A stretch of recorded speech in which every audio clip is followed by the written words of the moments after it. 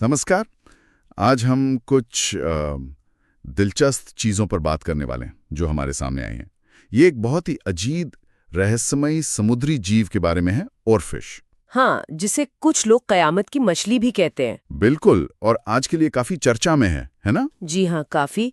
क्योंकि इन नोट्स और लेखों के हिसाब से पिछले कोई 3-4 हफ्तों में ही ये 4 अलग-अलग जगहों पर दिखी है। 4 जगह?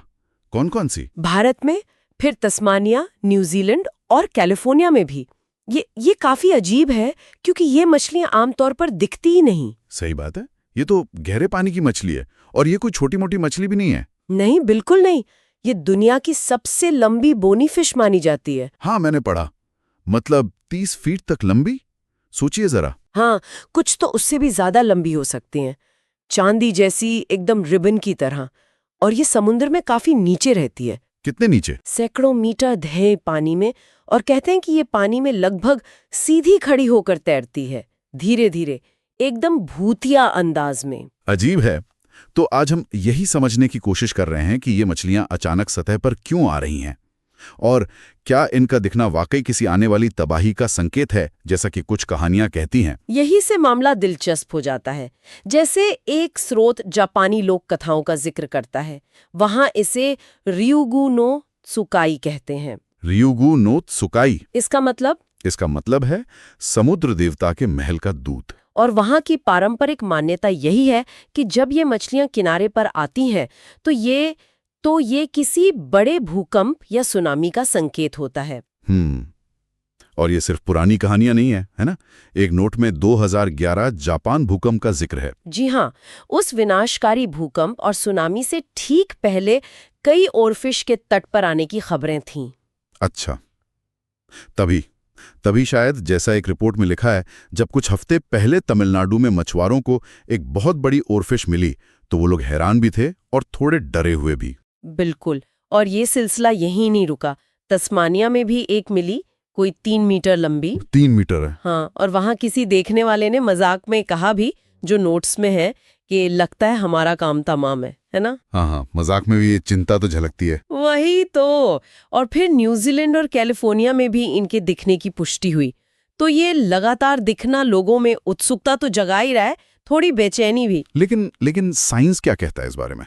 क्या इन लोक कथाओं का कोई वैज्ञानिक आधार है? आपके नोट्स में कुछ स्टडीज का भी जिक्र था। हाँ, बिल्कुल। और देखिए, विज्ञान जो है वो इन लोक कथाओं से थोड़ा अलग चलता है। कई स्टडीज हुई हैं, जिसमें 2019 की एक बड़ी स्टडी भी शामिल है। और उनमें साफ तौर पर यह कहा गया है कि ओरोफिश के दिखने और भूकंप आने के बीच कोई मजबूत, मतलब स्टैटिस्टिकली सिग्निफिकेंट कनेक्शन नहीं मिला है। कोई कनेक्शन नहीं, मतलब वैज्ञानिकों ने सालों का डेटा देखा, लेकिन ऐसा कोई पैटर्न नहीं दिखा जिससे ये कहा जा सके कि हाँ, ओरोफिश दिखी है तो भूकंप आएगा ही। अच्छा, तो फिर ये सतह पर आ क्यों रही हैं? क्या साइंस कोई और वजह में बताता है? हाँ, कई संभावित कारण बताए गए हैं। एक तो ये कि हो सकता है मछली बीमार हो या उसे कोई चोट लगी हो। अच्छा। हाँ, तो वो ठीक से तैर नहीं पाती और कमजोर होकर सतह की तरफ बह जाती है। दूसरा कारण हो सकता है पानी के तापमान में या समुद्री धाराओं में कोई बड़ा बदलाव, जैसे अल्मीनो या लानीना। बिल्कुल, अल्नीनो या लानीना जैसी बड़ी मौसमी घटनाएं समुद्र के गहरे पानी के पैटर्न को भी बदल सकती हैं। और एक और वजह जो एक लेख में बताई गई है वो है पानी के नीचे का शोर। शोर? कैसा शोर? जहाजों का शोर या फिर सोनार का इस्तेमाल। ये जो साउंड वेव्स होती हैं, ये गहरे पानी के जीवों को परेशान कर सकती हैं और शायद उन्हें अपनी जगह छोड़ने पर मजबूर कर देती हूँ। ये सब कारण तो लॉजिकल लगते हैं, बीमार होना, पानी का तापमान, शोर। लेकिन फिर भी जैसा एक नोट में सवाल उठाया गया है, ये थोड़ा अजीब नहीं लगता कि ये सारे नेचुरल कारण अचानक से एक ही महीने के अंदर दुनिया के 4 अलग-अलग कोनों में इन दुर्लभ मछलियों को सतह पर ले आएं? सही बात है। ये संयोग थोड़ा चौंकाने वाला तो है। हाँ, शायद इसीलिए लोगों की बेचैनी बढ़ रही है। बिल्कुल। और शायद यही इन घटनाओं का असली मतलब छुपा है, जैसा कुछ विश्लेषण कहते हैं। हो सकता है ये सीधे सीधे कयामत का संकेत ना हो, लेकिन ये हमें एक आईना जरूर दिखाती हैं। आईना? किस तरह का? ये हमें याद दिलाती हैं कि हम गहरे समुद्र के बारे में कितना कम जानते हैं। ये अजीब सी दिखने वाली रहस्यमयी मछलियां हमारी कल्पना को जगाती हैं और साथ ही हमारे अनजाने डर को भी छू लेती हैं। तो आप कह रही हैं कि इन्हें कयामत की मछली कहने के पीछे सिर्फ अंधविश्वास नहीं है। बल्कि कुछ और गहरा है। हाँ, शायद ऐसा ही है। इन सारे स्रोतों को एक साथ देखें तो लगता है कि हम इन्हें कयामत का दूत शायद इसलिए कहते हैं क्योंकि ये हमें सोचने पर मजबूर करती हैं, अपने डर के बारे में, अपनी पुरानी कहानियों के बारे में और समुद्र के साथ हमारा जो एक नाजुक रिश्ता है उसके बारे में। मतलब ये गहरे समुद्र के रहस्य का प्रतीक बन जाती हैं। हाँ, कुछ वैसा ही।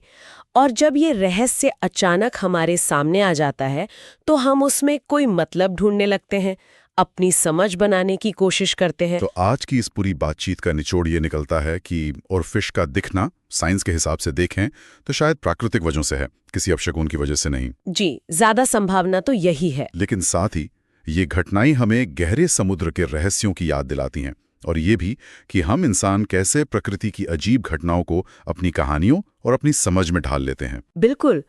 और ये सोचने पे भी मजबूर करती हैं कि गहरे समुद्र में और न जाने कितने ऐसे राज छुपे हैं, कितने ऐसे जीव हैं जिनके बारे में हम अभी कुछ जानते ही नहीं, और जो भविष्य में हमारी आज की समझ को इसी तरह चुनौती दे सकते हैं। ये एक दिलचस्प सवाल है भविष्य के